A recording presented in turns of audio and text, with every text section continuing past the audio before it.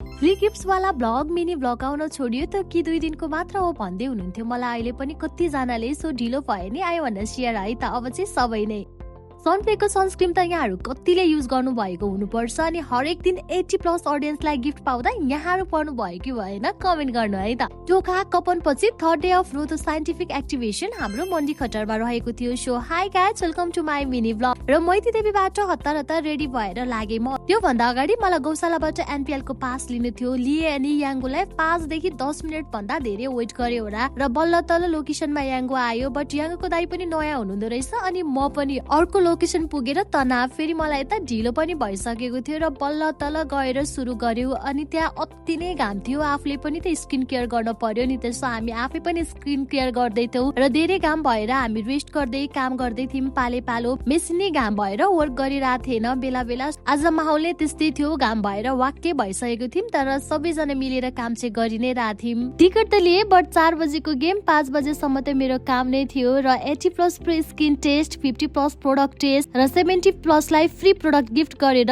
5 बज्न साथ म्याच हेर्न लागे म चाहिँ। बट जामले म 6:15 तिर पुगेको थिएँ बहिनीसँग। विराट किङ्सलाई सपोर्ट गर्न गएको बट स्याडली त्यही दिन हार्यो र भएको अरू टिकट नै फ्याँक्नु पर्यो। Okay by guys.